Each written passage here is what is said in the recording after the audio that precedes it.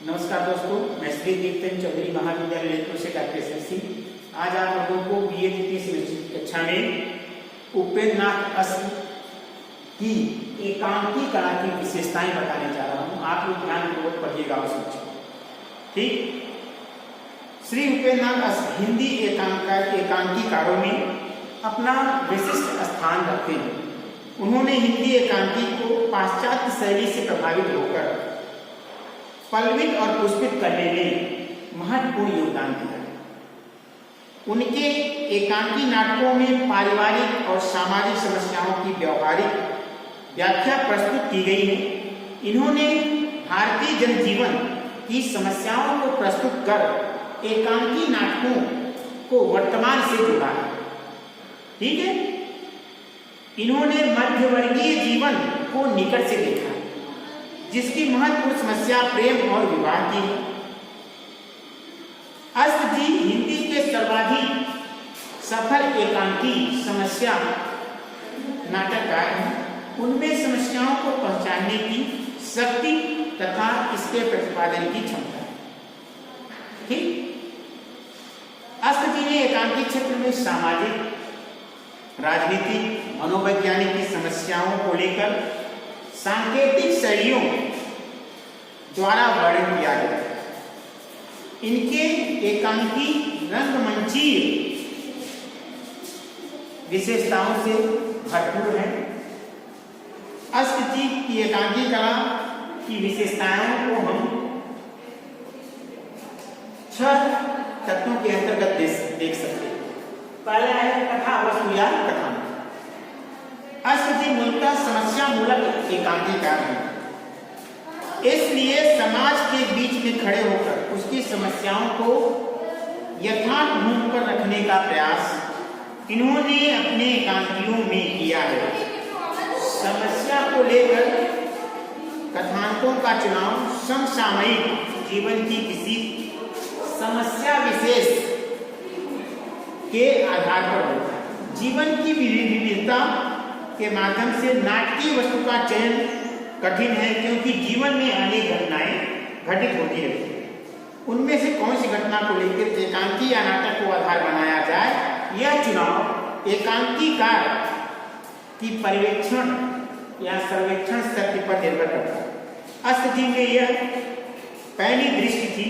उन्होंने मध्यम वर्गीय समाज की नस नस पहचानने का कार्य किया, ठीक। अश्व जी के एकांकियों की कथा वस्तु मध्यम वर्ग अथवा निम्न वर्ग के समाज से संबंधित है। परिवार की समस्याओं को उठाकर इन्होंने बड़ी सफलता के साथ समाज पर व्यंग किया है। इसके लिए उन्होंने व्यंग्यात्मक शैली को अपनाया है। इनके एकांकी नाटकों का कथानक विशेष महत्व है। कथा विन्यास की से इनके समस्या एकांकी पर्याप्त सुगठित एवं प्रभाव उत्पादक है। इनकी एकांकी की कथा वस्तु में विविधता है। सामाजिक जीवन के कथानक में विविधता, ठीक। अश्व जी ने अपने एकांकियों के कथानक में सामाजिक मध्यम वर्गीय परिवारों का जीवन चित्रण किया। देवताओं की छाया में एकांकी का पूरा कथानक सात्विक के जीवन से संबंधित है। साथ ही शोषित मजदूर वर्ग की दयनीय स्थिति की समस्या को चित्रित किया। लक्ष्मी का स्वागत एकांकी में एक और पत्नी की मृत्यु और पुत्र की बीमारी से चिंतित रोशन की व्यग्रता का चित्रण किया गया है। दूसरी ओर उसके माता पिता की हृदयहीनता का, जो रोशन और उसके बेटे का ध्यान न रखकर रोशन के दूसरे विवाह द्वारा लक्ष्मी प्राप्त करने के प्रयास में लगे हुए हैं, ठीक है ना।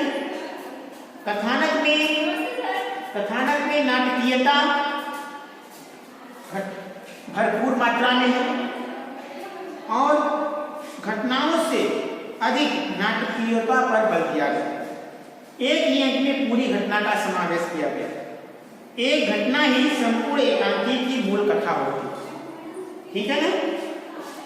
कथा वस्तु का प्रारंभ, मध्य और अंत चरित्रों के स्वाभाविक काल व्यापार को क्रमिक रूप से विकसित होता हुआ एकांकी के उद्देश्य को अंत में व्यक्त करता है। अश्व जी के एकांकी में वस्तु विन्यास का ही विकास क्रम है। ठीक, प्रासंगिक कथाओं की सृष्टि कम है। उनका मूल उद्देश्य आधिकारिक कथा को विकसित करना है। उनकी जिन एकांकियों में समस्याओं की विविधता है, वहां भी उनके कथानक या कथा वस्तु उलझते नहीं हैं। ठीक है, ये तो बात रही उपेन्द्रनाथ रस की कथा वस्तु या कथानक की। अब दूसरा है पात्र एवं चरित्र चित्रण। अस्क जी ने अपने एकांकियों में विविध प्रकार के पात्र और उनके चरित्र को उपस्थित किया है। उनकी पात्र योजना मनोवैज्ञानिक धरातल पर खड़ी करती है।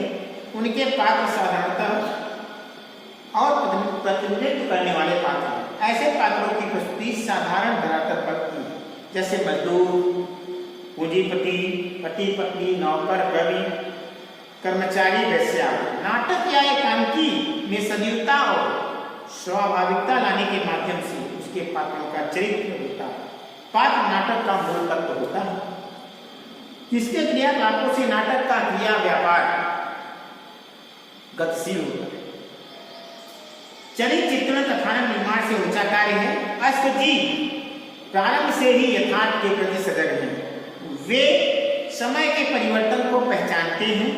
वे समस्याओं का विश्लेषण पात्रों के सहज विकास के माध्यम से करते हैं। वह समस्याओं को पात्रों पर आरोपित नहीं करते, बल्कि विचार और पात्र एक दूसरे से जुड़े हुए रहते हैं। पात्रों के कुशल चरित्र के लिए मानव प्रतीक और मनोविज्ञान का सूक्ष्म अध्ययन आवश्यक है। अस्क जी ने मध्यम वर्गीय जीवन के विविध रूपों को बड़े नजदीक से देखा है। इसी अनुभव के आधार पर उन्होंने पात्रों की सृष्टि की है, पात्रों की रचना की है।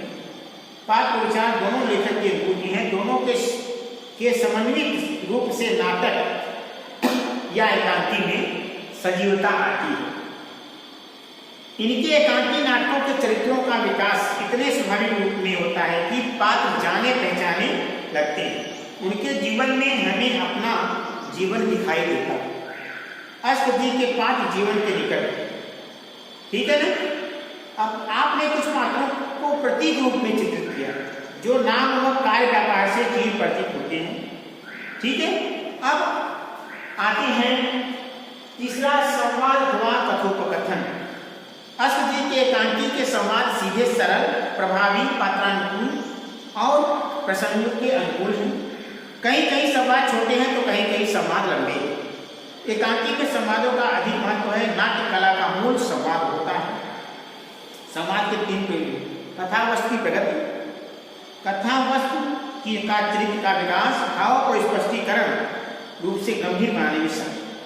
डॉक्टर रामकुमार वर्मा ने एकांकी के संवादों की विशेषताओं के बारे में बताते हुए कहते हैं कि एकांकी का संवाद चरित्र की चारित्रिकता को प्रकट करता है। एकांकी के कथा सूत्र को विकसित करता है और पात्रों के भावों को प्रकट करता है। संवाद का कार्य पात्रों को चारित्रिक विशेषताओं को प्रकट करना है। अस्क जी ने संवादों को स्वाभाविकता का ध्यान रखना है। उन्होंने प्रत्येक पात्र के मुंह से एक तरह की भाषा का प्रयोग नहीं किया है, बल्कि पात्रों के अनुकूल संवादों को ऐसे गढ़ा है कि उनकी भाषा कृत्रिम नहीं लगती। इनकी भाषा चलती हुई, मुहावरेदार, टकसाली, पात्र और समय के अनुकूल रहती है। अस्क जी ने अपने एकांकियों के संवादों की योजना पात्रों की चारित्रिक विशेषताओं को उजागर करने और कथा वस्तु का विकास करने के लिए किया है। इनके संवाद संक्षिप्त, रोचक, सार्थक, व्यवहारिक। ठीक है, आइए देखते हैं जो एकांकी का ये संवाद। बनवारी लाल, एक डिब्बे में खीर डालकर बंद किए देता हूँ, साथ ले जाइए, विश्वास कीजिए, लौकी की खीर स्टीरिया के दौर में बड़ा लाभ करती है। फिर वे सुबह से भूखी भी तो होंगी। भोलानाथ, क्रोध को छिपाते हुए, नहीं, कष्ट न कीजिए, मैं दवाई के साथ थोड़ा सा दूध आया। बनवारी लाल, आप भी लीजिए। आनंद की ओर देखकर, क्यों प्रोफेसर साहब, उन्होंने तो भी सुबह का। भोलानाथ अन्य मनस्का के साथ कहता है, मैं तो खाने के मूड में नहीं। संक्षिप्तता समाज की महत्व विशेषता है। यह तभी होती है जबकि प्रत्येक शब्द का मूल्य हो। ठीक है, अष्टदिनीय संवादों को संवादों में स्वाभाविकता का पूरा ध्यान रखता है। इनके संवाद सहज, सरल, पात्र और स्थिति के अनुकूल तथा नाटक की गति को प्रदान करने वाले। आइए देखते हैं, चौथा है देश काल एवं वातावरण।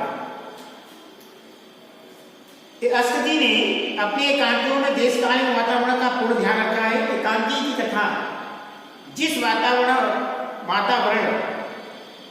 और देश काल पर आधारित है, उसी काल की सामाजिक, राजनीतिक, सांस्कृतिक पृष्ठभूमि के लिए संकेत दिए गए।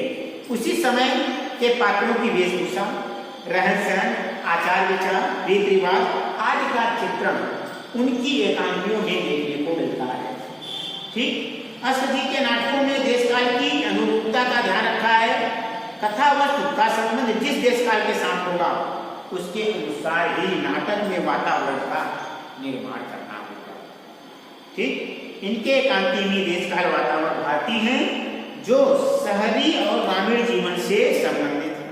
इन्होंने कथा वस्तु और पात्रों के अनुकूल देश काल वातावरण का यथार्थ चित्रण प्रस्तुत किया है।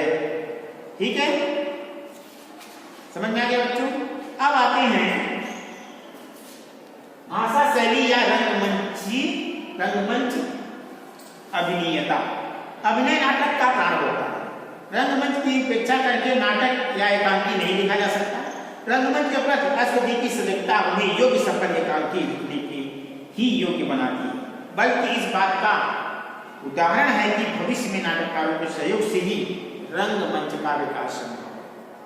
अभिनेता की दृश्य अष्टदी के समस्या एकांकियों में देखने को मिलती है। अधिकांश एकांकियों में एक ही दृश्य है। उनके एकांकियों में दृश्य विधान, पात्रों की वेशभूषा, कार्य व्यापार आदि का विवरण किया है। अष्टदी ने एकांकियों को अभिनय को बनाने के लिए रंग संकेतों का प्रयोग बड़ी कुशलता से किया है।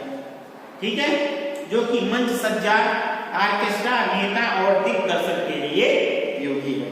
उन्होंने रंगमंच की व्यवस्था को एकांकी की वस्तु और प्रकृति के अनुकूल बनाने का प्रयत्न किया। अष्टदी ने अपने एकांकियों में अधिकतर दैनिक व्यवहार के आने वाले शब्दों से युक्त भाषा का प्रयोग किया है।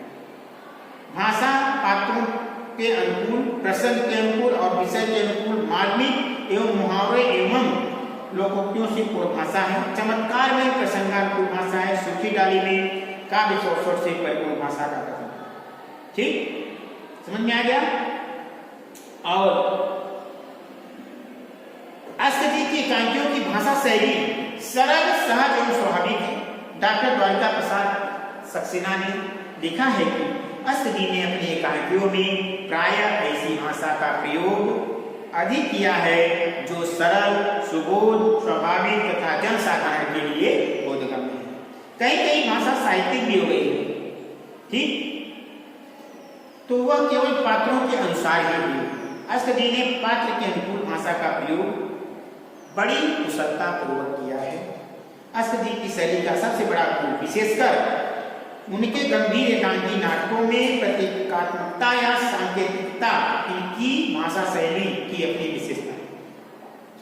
ठीक, उन्होंने वातावरण, परिस्थिति और काल के अनुसार अनेक प्रकार की शैलियों का प्रयोग किया। जैसे लक्ष्मी का स्वागत में एकांकी में उनकी शैली की विशेषता दृष्टिगोचर होती है, दिखाई देती है। इसका नाम ही संकेतात्मक शैली। इनकी एकांकी नाट्य शैली, संवाद शैली, प्रतीकात्मक शैली, व्यंग्यात्मक शैली, दृश्य शैली आदि शैली का प्रयोग किया है। इनकी भाषा शैली संक्षिप्त और सुंदर है। भाषा प्रवाहमय है। शैली दृश्य शैली आदि शैली का प्रयोग किया है। इनकी भाषा शैली संक्षिप्त, सुंदर है, भाषा प्रवाहमय है, चुस्त और परिस्थिति के अनुरूप और पात्र के अनुकूल है, पात्र के प्रसंग के अनुकूल। ठीक, आइए क्लास देखते हैं उद्देश्य। अष्टदी ने अपने सभी एकांकी एक निश्चित उद्देश्य को लेकर लिखे हैं, चाहे वह सामाजिक हो, चाहे मनोवैज्ञानिक, किसी भी रूप में हो। किसी भी साहित्यिक विधा का कोई न कोई उद्देश्य अवश्य होता है। ठीक है ना? साहित्य हमारी आत्माभिव्यक्ति को प्रकट करने का साधन है। साहित्य हमें स्वजनों की भांति सलाह देता है। इसलिए किसी भी साहित्यिक कृति का उद्देश्य महान या विश्व बंधुत्व की भावना का करना है। ठीक है, वस्तुतः उपनाम अस्थि एकांतियों की कथा वो पर्याप्त सुगठित और प्रभाव उत्पादक है। उन्होंने मध्यम वर्गीय समाज की नस नस पहचानने का प्रयास किया। एकांतियों के पात्र हमारे जीवन का दर्पण बनकर प्रस्तुत होते हैं। इनके एकांती में रंगमंच पर न आने वाले पात्रों का अन्य पात्रों के संवादों द्वारा परिचय कराने का प्रयास किया गया है। एकांती में संवाद कहीं छोटे छोटे हैं और कहीं बड़े बड़े, गांव और शहर दोनों का चित्रण किया है। भाषा शैली प्रतिकार का सांकेतिक, ठीक है। और इनके एकांतियों में नाट्य शैली, समाज शैली, प्रतिकात्मक शैली, व्यंग्य शैली, दृश्य शैली आदि शैलियां प्रयुक्त हुई। इनके एकांतियों में अपने एकांतियों के माध्यम से हमारे सामाजिक जीवन के किसी न किसी यथार्थ को प्रस्तुत किया। इनके एकांतियों का देशकाल वातावरण भारतीय अस्थि का प्रत्येक एकांती किसी न किसी सामाजिक समस्या को लेकर चला है, जो मनोवैज्ञानिक विश्लेषण में पूर्ण होता हुआ हृदय के अंतर स्थल को स्पर्श करता है। आज के लिए इतना ही बच्चों, उम्मीद करता हूँ मैंने आपको जो उपेन्द्रनाथ शास्त्री की एकांकी कला की विशेषताओं को बताया वह आपको अच्छी तरह से समझ में आ गया होगा। बहुत बहुत धन्यवाद।